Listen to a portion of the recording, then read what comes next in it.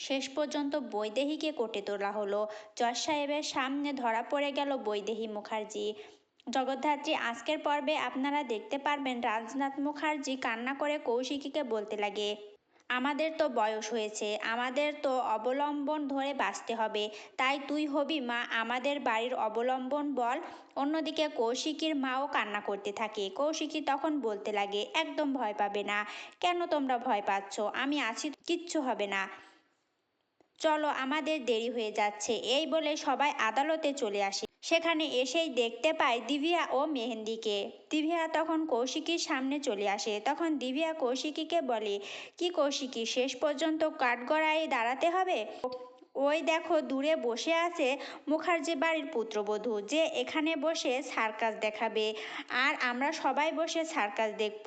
এবার মুখার্জি বাড়ির সমস্ত কুকীর্তি ফাঁস হয়ে যাবে, আর আস্তে আস্তে এবার শুরু হবে মুখার্জি বাড়ির পতন। বুঝতে পেরেছ? অনেক করেছো। তখন হেসে ওঠে কৌশিকী আর বলে, ও তাই? রিং মাস্টার ওখানে বসে আছে, আর জোকার আমার সামনে দাঁড়িয়ে আছে।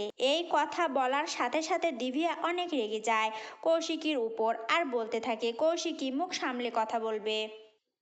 তখন কৌশিকী বলতে লাগে, গলা নামিয়ে কথা বলো, এটা একটা আদালত, এখানে গলা উঁচু করে কথা বলা যায় না। এই কথা বলার পর কৌশিকী সেখান থেকে চলে যায়। আর তখন আদালতে কাজকর্ম শুরু হয়ে যায়।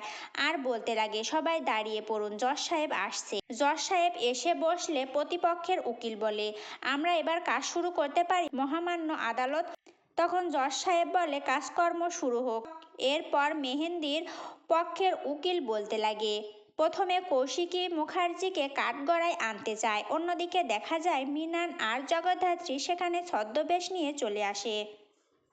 তো বন্ধুরা, আজকের পর্বটি কেমন হলো অবশ্যই কমেন্ট করে জানাবেন, আর পরবর্তী ভিডিও দেখার জন্য আমাদের সঙ্গে থাকবেন।